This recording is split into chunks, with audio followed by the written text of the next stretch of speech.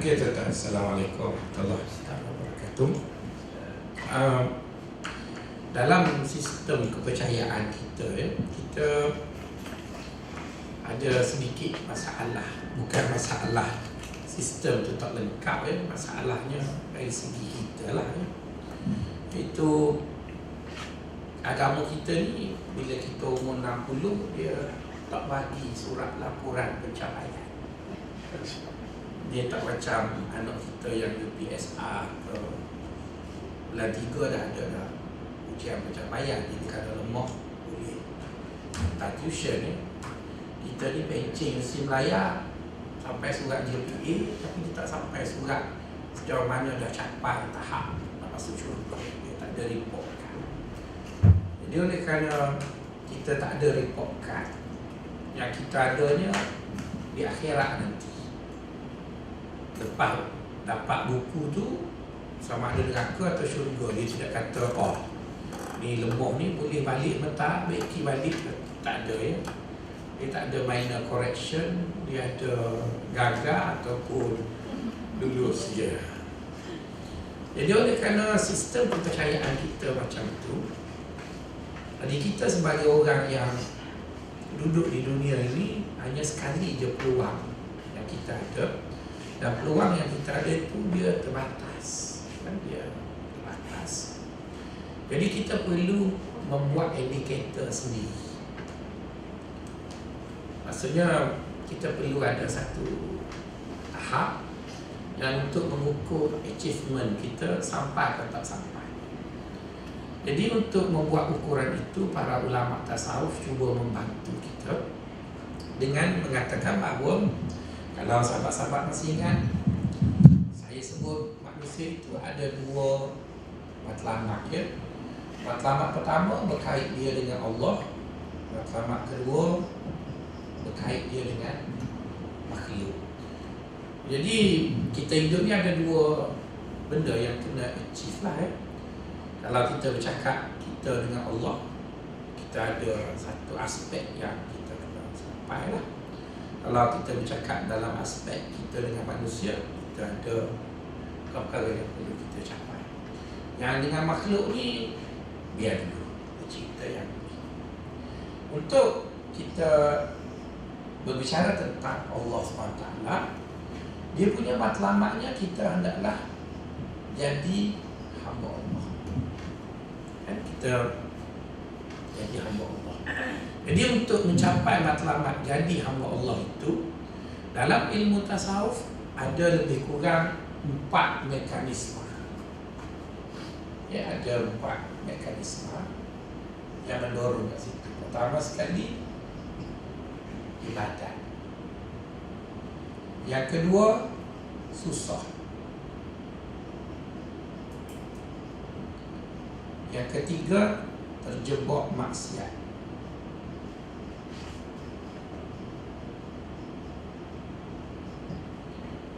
Yang keempatnya ialah taubat.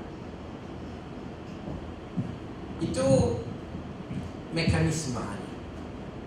Mekanisme kita nak capai jadi hamba Allah. Maka sebab itu saya rasa saya kurang bersetuju dengan kawan-kawan ustaz-ustaz lain yang mengatakan tujuan hidup kita tu beribadat. Sebab kalau kita kata tujuan hidup kita ibadat, kenapa orang semayang masuk neraka? Sedangkan dia dah sampai ke tujuan dia.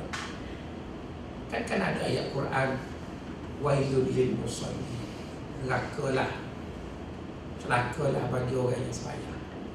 Jadi kalau kita kata tujuan orang tadi ialah beribadat, dan semayang itu adalah ibadat, kenapa dia masuk neraka?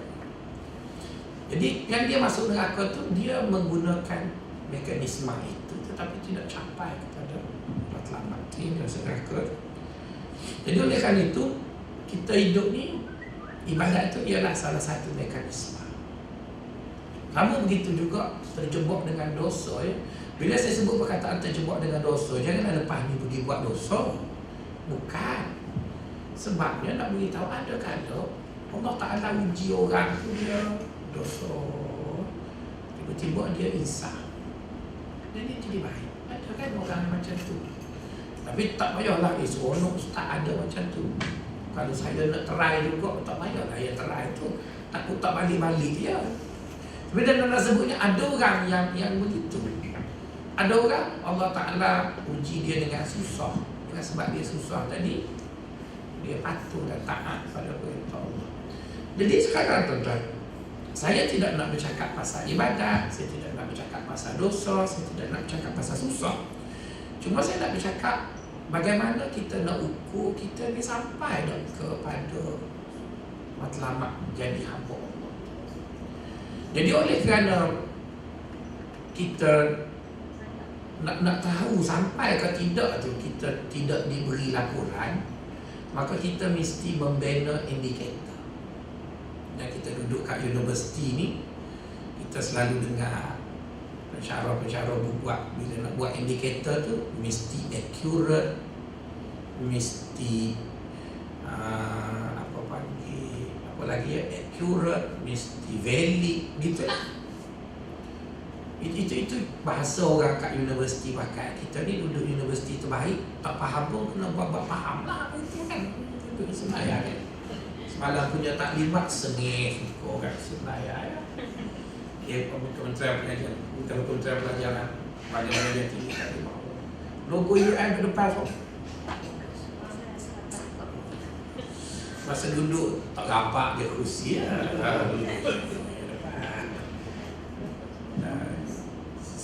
Tunjuk je apa punya ranking pun UN kat atas. Jadi terlupa parking tak betul. Semalam pun terlupa sebanyak kat atas.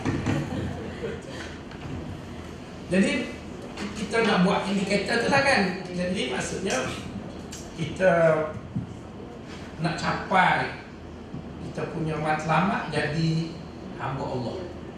Jadi oleh kerana laporan pencapaian tu dia tak bagi. Tidak kata bila kita nak habis kontrak 31 Disember ni dia pun datang sekali dengan laporan tu. Lepas tu nampak juga pencapaian matlamat tu. Jadi oleh kerana perkara tu tak capai, kita pun bina lah indikator. Okey, supaya indikator yang kita nak bina tadi dia accurate dan valid, maka kita kena tengok manusia ni apa realiti. Kalau kita tak tahu realiti manusia, nanti kita bina indikator tak tepat. Betul kan? Jadi indikator yang pertama, kita dapati Allah Ta'ala buat manusia ini lemah. Allah buat begitu. Kata Allah Ta'ala sebut dalam Quran, khuliqal insanu dha'ifa. Aku buat manusia tu lemah. Okey, bila Allah buat kenyataan bahawa dia buat manusia tu lemah, apa makna lemah? Orang ijazah tinggi. Apa makna lemah? Tak berdaya. Tak berdaya. Lagi. Apa makna? Berharap. Lagi. Tak kena lagi tu. Tak kena. Salah. Tidak salah, tak kena. Datang pada ayat. Dalam sebut je, takkan takut dia tak masuk neraka pun. Lemah tu masa apa bila Allah kata perlu lagi. Tak ada kering. Lagi. Itu jauh sangat tu. Apa yang kata apa? Tak kering. Lemah bermaksud tidak mungkin sempurna. Betul kan? Tidak mungkin sempurna. Jadi oleh kerana Allah membuat kenyataan bahawa dia buat manusia tu lemah, bermaksud indikator yang akan kita bina tidak boleh ada elemen sempurna. Tak boleh ada elemen sempurna. Perkataan sempurna itu tak boleh bubuh sebagai indikator. Kalau bubuh indikator tu dia panggil tak valid. Sebabnya manusia nak sempurna macam mana? Dia lemah. Dia memang dicipta tu lemah. Takkan nak sempurna. Jadi bila kita sedar bahawa kita manusia, kita tak boleh minta dengan manusia lain sempurna. Sebab dia lemah. Kadang-kadang saya pernah berumur kat isteri saya kata awak ni kan ustazah, kenapa saya dibaca Khadijah? Kan? Dia bebe banyak. Saya kata cubalah kau jadi macam isteri Nabi Khadijah. Dia cakap apa kat saya? Dia kata okey dah tu sebab awak pun bukannya Muhammad. Betul kan? Tu jangan kahwin dengan ustazah, dia boleh jawab. Kita cakap aku situ, cowok aku situ. Kalau kahwin dengan fakulti engineering, dia diam lah. Ustazah kita cakap dia tu jawab aku situ pula. Akhir sekali tu yang diam. Dan dia nak sebutnya, kita tak boleh letak satu indikator di mana kita menuntut kesempurnaan. Kalau ada indikator yang menuntut kesempurnaan, maka indikator itu tak boleh nak pakai lah, sebab siapa boleh achieve, tak sempurna.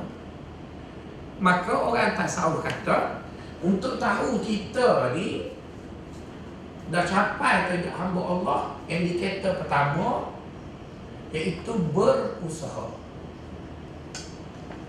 Nampak dia membuat ayat berusaha. Berusaha itu kan menunjukkan kepada cubalah berusaha melaksanakan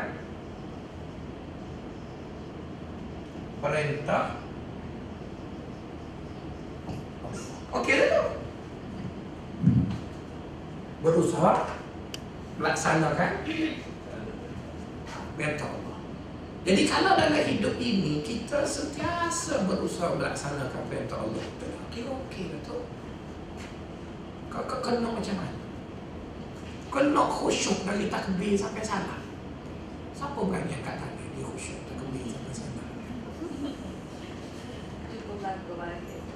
Ya tak. Kau yang telinga, kau cari pagi tak jumpa. Semaya Zuhur teringat selalu duduk mana. Kita dah semaya. Maksudnya kasyaf, semaya dia boleh scan habis. Jadi nak sebutnya, apa yang berlaku ialah berusaha. Nak pergi semayang, kita offkan telefon, ambil air semayang, duduk. Berusaha nak khusyuk, tapi pernah orang khusyuk dari takbir sampai salam? Tak ada. Usaha ada. Tapi yang tak usaha langsung tu turut benar lah, tapi berusaha. Saya yang ceramah ni pun paling-paling lama khusyuk dari takbir sampai waladhdallin. Pada tu dia melajar ke lain sejak. Kita balik pula, betul kan? Maka sebab itu kita disuruh sembahyang Jumaat. Sebab sembahyang Jumaat itu khusyuknya tak sama, kan, lalainya tak sama, tapi dikira dengan CGPA kolektif. Maka dia kan cuba kira GPA satu-satu. Tak terima lah, tapi bila CGPA itu kira dia pakai kumulatif mata semua, maka dia kira khusyuk. Sebabnya seorang tu tak sempurna. Tak ada orang sempurna. Okey, kalau saya bagi contoh, agak-agak sampel siapa manusia paling perfect di dunia? Muhammad sallallahu alaihi wasallam. Betul kan? Takkan petikaikan sampel saya. Kalau kita ambil sampelnya ialah baginda sallallahu alaihi wasallam, okey. Kalau kita bercakap tentang Nabi khusyuk, kita kata khusyuk itu ingat Allah, lupakan benda lain. Kenapa ada hadis kata Nabi pernah pendekkan sembahyang Isyak kerana dengar budak menangis?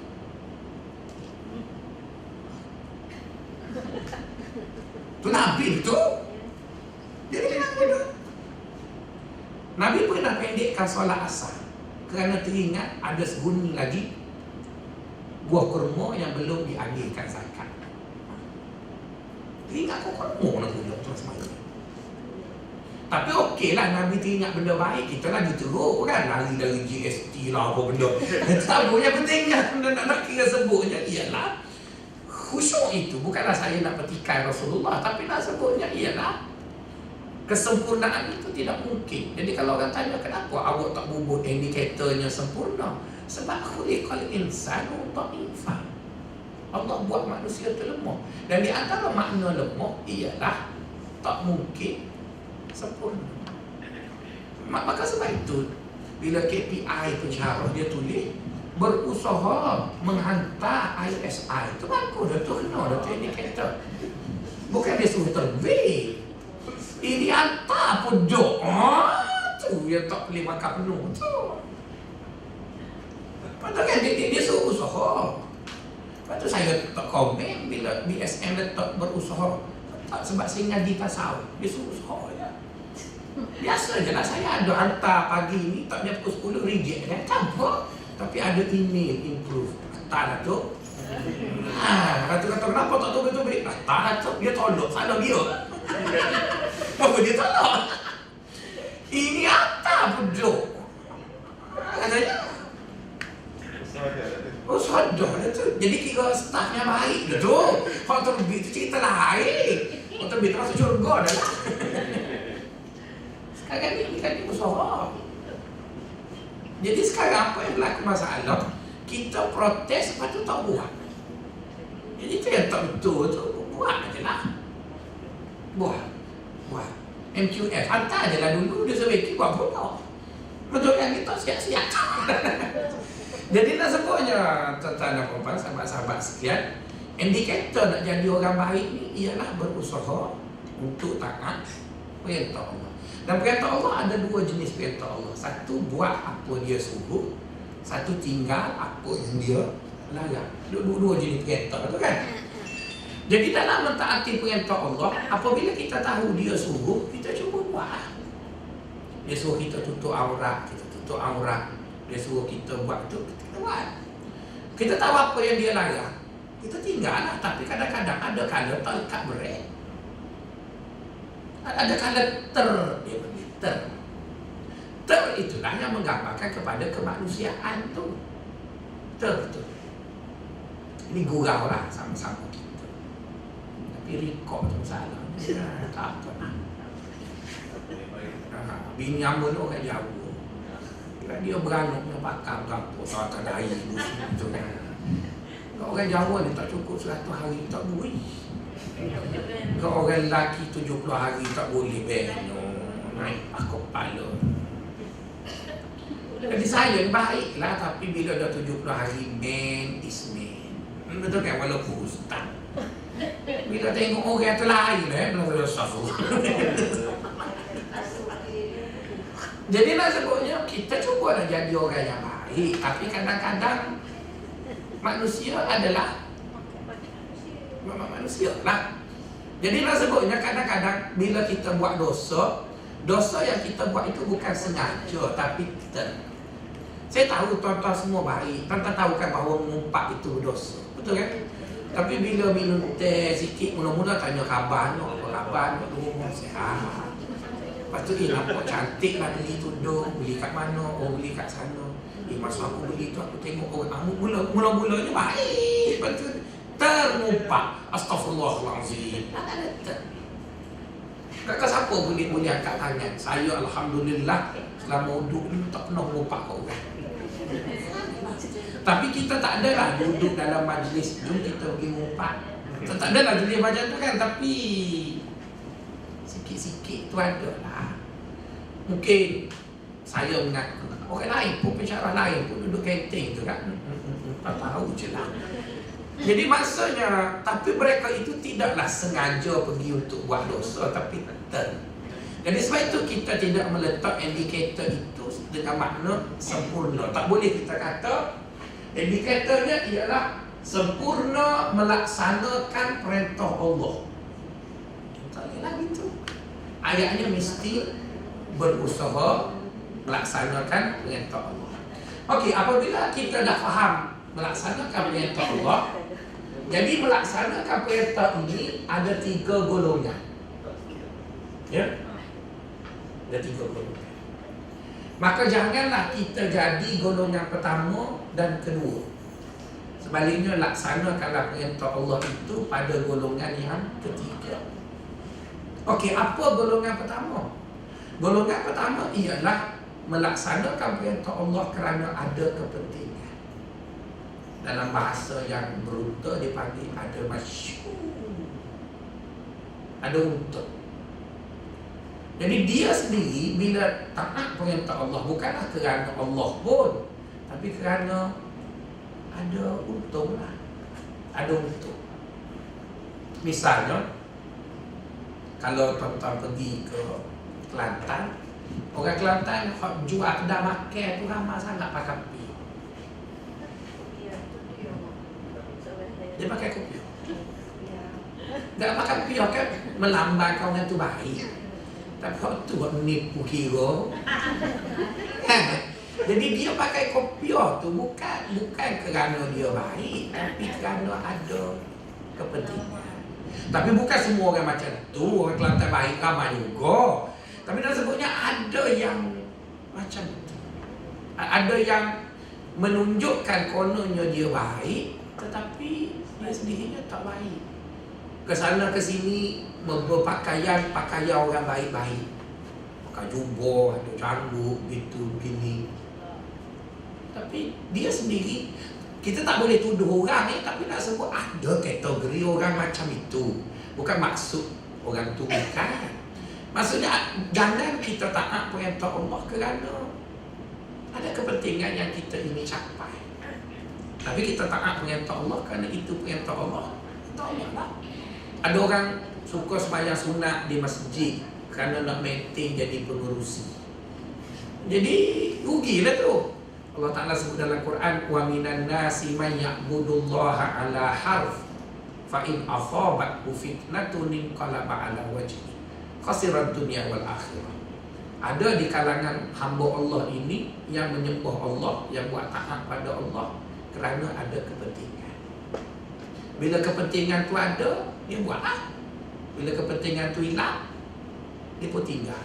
Orang itu rugi dunia dan akhirat. Jadi betul orang tasawuf kata berusaha mentaati perintah Allah. Tapi dalam taat itu biarlah taat kerana taat, bukan taat macam orang perempuan. Dia pakai tudung tu sebab bila dia pakai tudung baru dia nampak comel. Jadi dia pakai tudung bukan kerana nak tutup aurat pun, supaya dia nampak. Kan ada orang kan kalau dia tak pakai tudung tu kuduh lagi. Misalnya rambut, dulunya dia free hair, rambut dia dah gugur. Maka dia pun pakai dah tudung sebab nak suruh nampak comel. Jadi dia pakai tudung tu tak ada apa pun di mata Allah. Sebabnya yang Allah nak mu taat kerana aku, bukan taat kerana bukan. Ada seorang kawan saya masa belajar tu, tak disebutlah nama dia. Saya ni tak suka pakai songkok, suka pakai kopiah. Jadi masa belajar dulu selalu kena sindir. Dia kata kau ni Faisal tak warung langsung. Saya tak suka. Ratapan dia kau. Jadi kita pun heran, kawan saya suka pakai kopiah sampai main sepak takraw pun pakai kopiah lagi. Jadi main sepak takraw pakai kopiah ni kewarakannya diragui. Sebab sepak takraw kan dia nak tanduk tu. Piau putih, piau Ustaz Fadli. Kita pun kata kalau piau lembek tu mungkin kita kata jenis macam zoo ni kan. Ada orang jenis orang letak lembek kat kepala tu kan. Macam scarf tu. Satu hari saya main sepak takraw dengan dia, pakat dengan kawan, kata aku tekong kau lambu elok-elok. Aku nak bahaya piau dia tu. Nak tahu apa dia tak ada pecah piau. Dia tak ada tengok dia pecah piau. Dia tak baik Ustaz. Dah sebab dia kata saya tak baik doa. Dia dah kata saya tak baru. Kita pun heran apa ni kopiah tak sabuk ni. Sebab kita tengok orang biasa tengok Abang Haji kita pakai kopiah kan pecah juga. Ni tak mungkin dia pecah kopiah. Tak tahu tidak depan kita. Tapi hak jumpa hari-hari biasa memang tak pernah tengok. Jadi orang pun anggap dia warung. Orang tak cabut piuh ni. Tapi kita cerdik ni bukan warung. Sebab ada orang lain cabut juga. Ambo memanglah tak warung, tak makan lasau. Tak apalah. Kawan tu limbah mulut kita. Puk kena ke botol. Pada dia macam uping-iping. Wah tu lah. Dia tak pokok kita tu kan. Wah aku dia ingat kau kuat. Pakai balik gitu dia. Lepas tu lekat lepas pada tu bla bla bla bla botol. Jadi bermaksud dia pakai piah tu bukan kerana taat, bukan kerana cover botol. Baik jadi macam syekh kita transparent, ngaku awal-awal, bocor kan? Dia tidaklah tapi bukanlah saya nak sindir orang pakai kopior. Tapi apa yang saya nak sebutnya, biar kita pakai kopior, kita berpakaian orang baik-baik tu kerana memang kita nak berpakaian macam tu. Bukan kerana ada kepentingan, bukan. Kita buat tu kerana kita nak lah. Itu yang pertama. Jangan taat perintah Allah kerana ada kepentingan. Yang kedua, jangan taat perintah Allah kerana kita nifak. Ada orang dia ni penakut sangat. Yang pertama tu paling kurang ada juga untung. Sebab dia ada untung, dia buat. Yang kedua ni lagi rugi. Di mana dia tak ada apa-apa untung, cuma dia takut nak zahirkan siapa dia. Jadi ikut. Tapi sepanjang dia ikut tu, dia menderita. Dia tak mahu dia ikut. Jadi orang yang macam ni juga tidak dapat apa-apa keberuntungan. Yang beruntungnya ialah kita taat perintah Allah kerana kita taatlah perintah Allah. Itu yang pertama, iaitu taatlah perintah Allah bukan kerana ada kepentingan. Bukan juga taat perintah Allah kerana munafik. Tidak juga. Tetapi taat perintah Allah ialah ikhlas.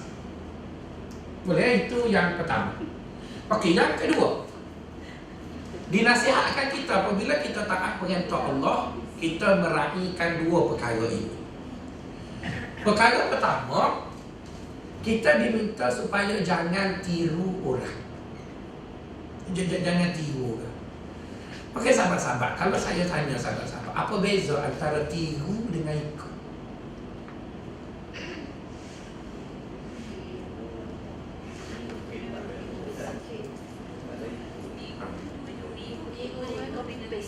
Copy paste tiru. Ikut.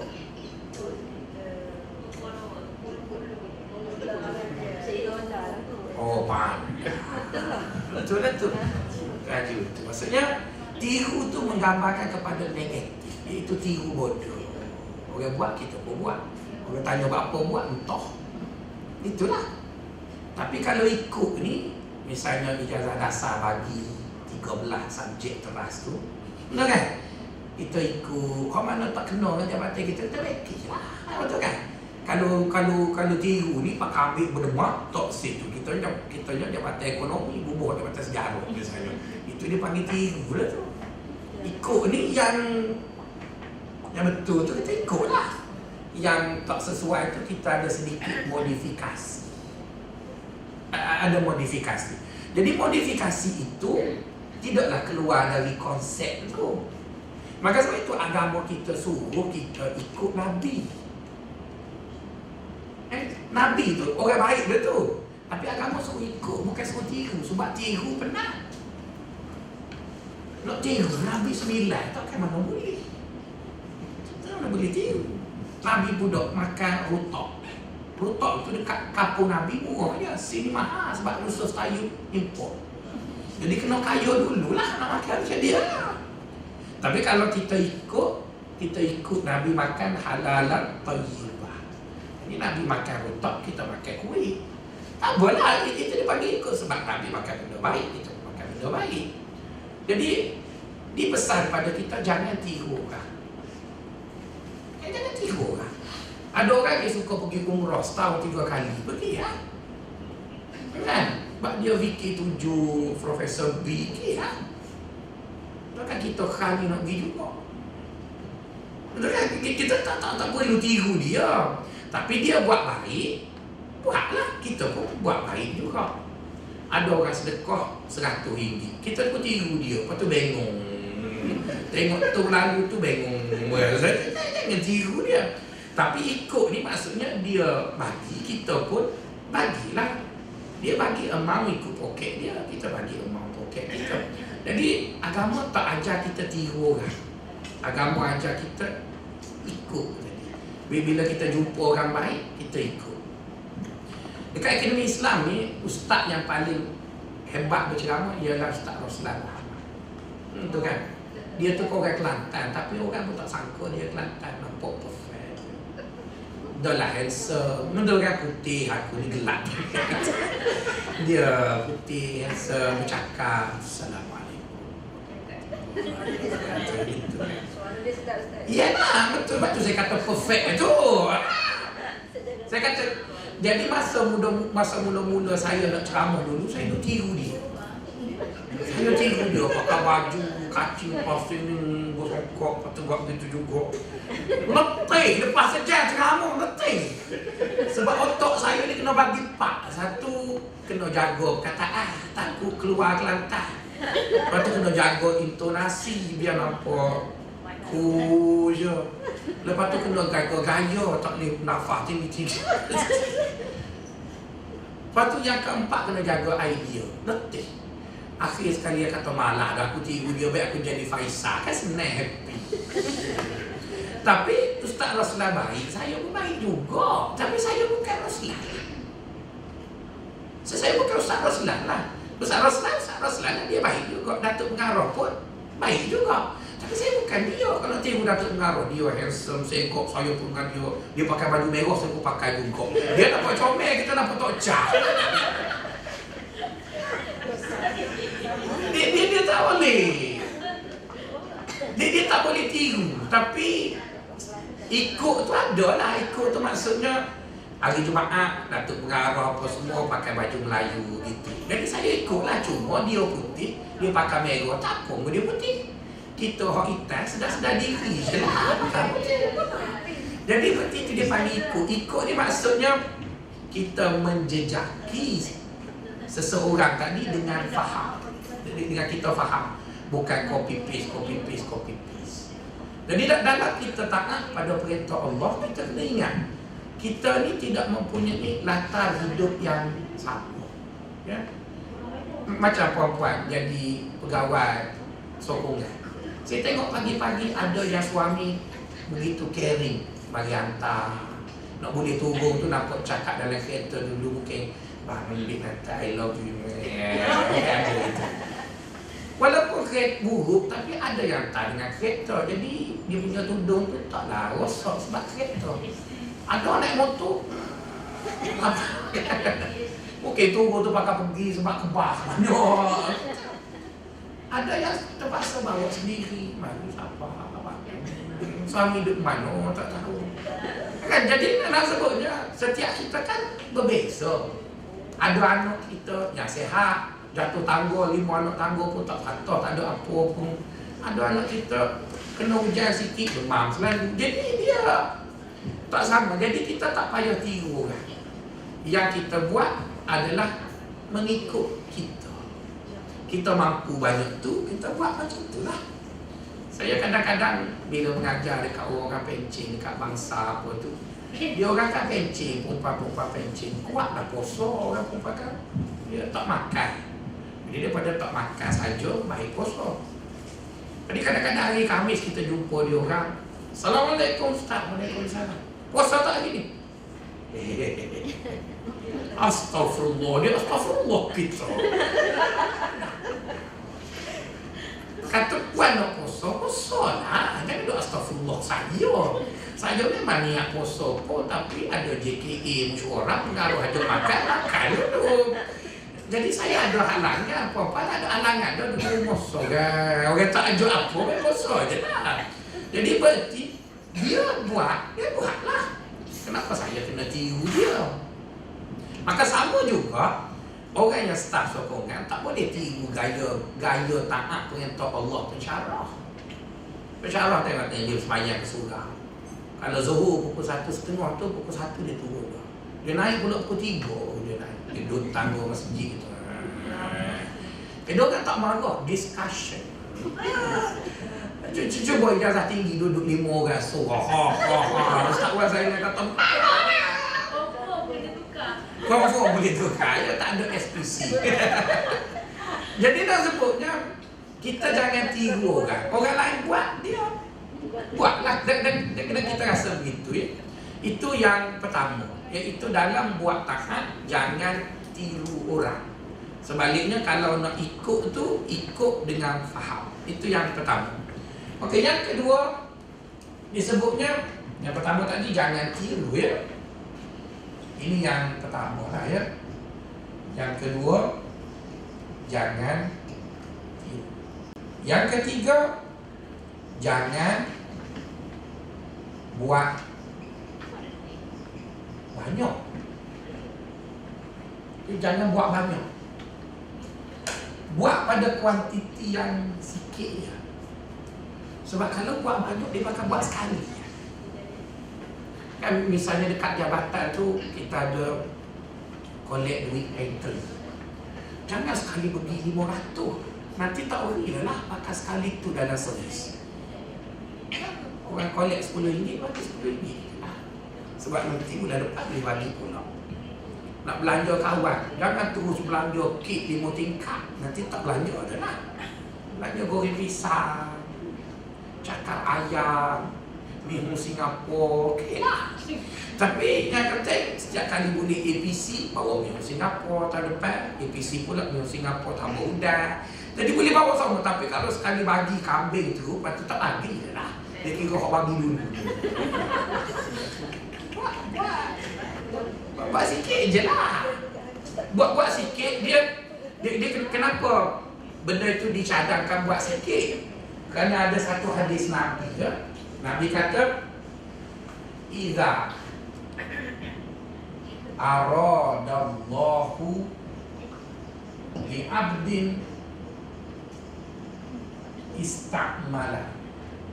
Kata Nabi, bila Allah inginkan kepada seorang hamba itu kebaikan, tinggal li'abdin khaira istakmala, maka Allah pergunakan. Sahabat perawi hadis itu Abu Hurairah. Sahabat kata, ya Rasulullah, bagaimana Allah mempergunakan seseorang itu? Kan Nabi kata, kalau Allah nak jadikan orang itu boleh buat baik, Allah pergunakan dia. Jadi perkataan mempergunakan orang itu kan nampak macam negatif dah. Kita manipulate orang lah. Kita guna orang. Maka sahabat pun tanya, bagaimana Allah mempergunakan kita? Allah tu kan Tuhan yang baik. Macam mana dia pergunakan kita? Maka Nabi pun jawab, nak tahu Allah guna kita, kata dia, yufikuhu bi'amali hatta yukbadu alaih. Allah jadikan dia buat satu amalan. Dalam ilmu bahasa Arab, bila amalan itu nakirah, makna dia sikit. Allah jadikan kita buat satu amalan tu kecil je, tapi kita boleh buat sampai mati. Boleh buat sampai mati. Jadi amalan yang kita boleh buat sampai mati ni, dia tak boleh buat banyak. Dia tak boleh buat kuantiti besar. Buat. Misalnya Puan, saya dalam sehari saya letak, saya punya target, saya akan buat 15 perkara simple things dalam saya. Dan lama-lama 15 perkara tu dia duduk dalam kepala saya, tak perlu di set kerana dia dah set. Perkara pertama, bangun tidur, niat nak tolong orang hari. Simple thing. Aku jumpa siapa-siapa je, kalau orang minta tolong, aku nak tolong. Lah. Itu yang jadi bila jumpa student tu dia minta tolong, kita senyum tu. Tapi kalau kita niat aku jumpa siapa hari aku nak jerkah, maksudnya masam tu. Set mind. Bangun tidur tu tolong. Tolong ni tak semesti kita bagi duit, apa-apa benda yang tolong lah. Niat nak tolong orang. Itu benda yang saya buat 15 benda saya. Yang kedua, saya berjanji dengan diri saya akan jadikan paling kurang 5 orang akan senyum pada saya. Kat pagi ni buat sekelah dah senyum. Benda kan, kena senyum, okey lah. Sesimpel tingnya, benda simple je, tak buat banyak pun. Benda biasa. Yang ketiga, aku akan belanja orang setiap hari. Saya tak pernah belanja orang mahal-mahal, bawa pergi lasagna, tak aja. Tak belanja. Tapi dalam kereta saya ada gula-gula. Dekat poket saya ada sekarang dak koreng, ubat batuk tu kan. Duk karoding tu. Di Kuading, orang sebut tak pandai. Di Kuading. Dulu beli stripsi sebab mahal, stripsi turun sikit. Ubat tak kena GST. Jadi pun dalam poket, jumpa kawan-kawan pensyarah kok cakap bunyi parau tu. Switch biji. Belanja adalah tu.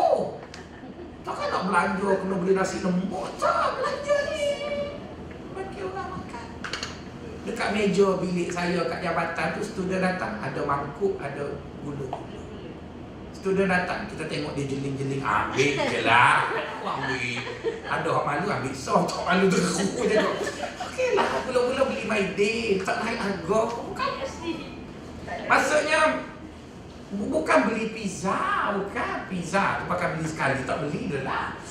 Beli benda yang remeh, benda yang simple je. Jadi benda yang simple itu dia jadikan begitu. Lepas tu yang ketiga, saya belajar Tanah Sari kena puji orang. Pujilah. Jumpa Datuk Negara, puji Datuk. Jumpa orang tu, jumpa orang ni. Puji bukan payah pun, 3 perkataan je. Tengok nampak kerosa azab baru, tengok dia tu baru jadi janggut tu. Wah, ni dia bos. Okey lah. Maksudnya apa? Jangan fikir benda besar, fikir benda kecil-kecil. Jadi bila dia simple, kita rasa tidak terbeban untuk buat. Dan saya belajar daripada KPP yang lepas, apa panggil tengok dia bagi kucing. Maka dalam kereta saya pun makanan kucing cat Tesco tu ada dalam. Tak mahal pun RM9 3 kilo. Banyak tu. Jadi bagi je lah kucing makan. Jadi berarti benda-benda yang macam tu dia panggil buat baik. Buat baik dekat siapa-siapa. Tapi boleh buat sampai mati. Mungkin perempuan kata tak ada dalil tak? Ya ada dalil. Kita semua pernah dengar ya pada malam Isra Mi'raj itu Nabi melawat ke syurga. Nabi dengar tapak kaki Bilal. Bila dia turun ke bumi, Bilal ada buat benda besar tak? Simple things. Bila kata aku tak tahu aku buat benda besar, cuma ingat-ingat aku kalau aku batal air sembahyang, aku ambil air sembahyang, lepas tu aku solat untuk. Maksudnya perempuan tak perlulah buat seperti Bilal buat. Kalau perempuan buat seperti Bilal buat, itu dia panggil tiru. Betul kan? Kan kita cakap tadi ikut. Ikut bermaksud kita melakukannya mengikut konsep.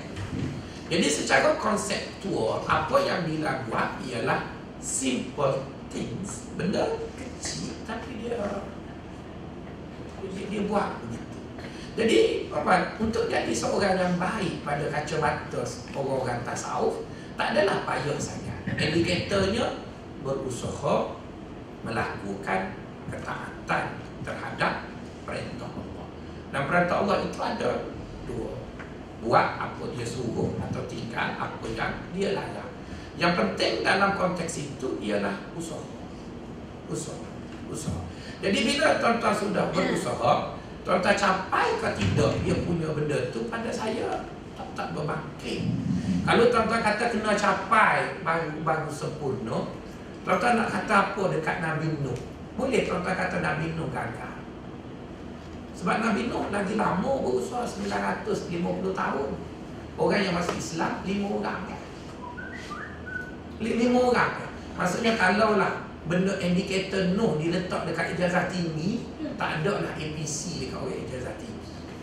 Kerja bukan main lama sampai pencen, 5 orang je PhD dekat ijazah tinggi. Maksudnya dia tidak kira nombor tu.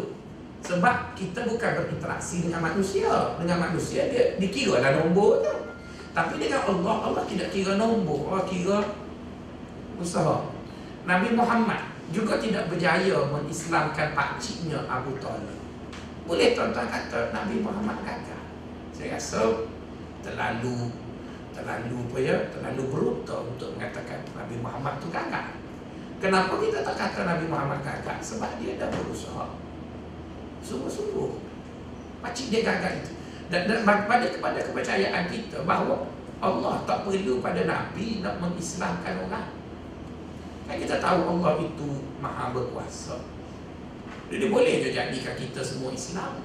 Semua kita tahu bahawa makhluk Allah selain manusia, iaitu binatang, pokok, Mereka semua tu kenal Allah dan taat pada perintah Allah. Adakah mereka ada kuliah maghrib? Kuliah pukul 8 hari Jumaat? Kambing kenal Allah, ngaji sifat 20. Ngaji sifat 20. Dia mana ada kuliah Mishkatul Masabih? Saja dia kenal Allah. Bermaksud Allah boleh menjadikan siapa saja untuk kenal dia tanpa mekanisme yang kita buat. Tapi apa yang kita buat hari ini ialah usaha untuk taat. Jadi usaha itu adalah penting. Dan kalau orang tanya, kenapa awak meletakkan indikator awak ialah berusaha untuk taat? Jawab dia, Allah sebut khuliqal insanu dhaifan. Allah buat manusia terlemah. Makna manusia terlemah selain daripada tak ada ring, tak cekap, dia juga membawa makna tidak mungkin sempurna. Jadi oleh kerana dia tidak sempurna, maka indikator kita ialah berusaha. Setelah kita memahami makna berusaha, kita akan katakan orang yang taat perintah Allah itu ada 3. Jadi jangan kita taat perintah Allah kerana ada kepentingan. Jangan taat perintah Allah kerana kita nifak. Sebaliknya taat perintah Allah kerana ikhlas. Dalam melaksanakan keikhlasan itu 2 nasihat diberi. Jangan tiru orang lain. Apa makna tiru? Tiru ialah copy paste. Orang lain buat, kita buat. Mungkin tak sesuai dengan kita, mungkin tidak serasi dengan kita. Maka yang baiknya kita ikut. Ikut bermaksud, jika dia buat baik, kita tengok dia punya konsep. Jika konsepnya kita dah faham, maka kita buat mengikut konsep, tetapi pendetilannya mungkin sedikit berbeza. Misalnya, kalau saya kata, kamu semua kena tiru pakaian isteri Nabi, maka yang ada kat bilik ni, yang perempuan ni tak betul belakang lah, sebab kena tiru, maka kena pakai hitam. Tapi bila kita kata ikut pakaian isteri Nabi, ikut tu bermaksud konsepnya tutup aurat. Tapi yang nak buat tu ada minat hitam sebab kulit dia putih, okey lah, menyerah. Yang hitam tu pula jangan dibakar, hitam pula, tak nampak. Boleh juga pakai, tapi kena cari lighting yang comel lah supaya ada orang dia minat teritut. Bukan saja teritut, minat Adi Juma, kain biasa. Ada minat kain George, ada minat skah depan kerah, ada minat sekolah. Yang penting jangan bogel. Betul kan? Yang kat sini pula ada minat pakai kopiah, silakan. Ada yang tak minat pakai kopiah, tapi yang pendek rambut, parah-parah botok, maka semaya tak kena dah lah. Jadi yang penting tuan-tuan, kita tidak tiru orang. Tapi apa yang orang buat tu kita faham. Oh gini, dia gini, maka dan sebagainya. Jadi saya setakat itu dulu bicara pagi ini. Assalamualaikum warahmatullahi wabarakatuh. Cuma saya rasa beginilah yang Puan Linda tuan-tuan sibuk sikit. Kalau tak ada iklan batal, maksudnya jadi tu. Boleh kita pakai gitu. Iklan tu untuk batal. Jadi bila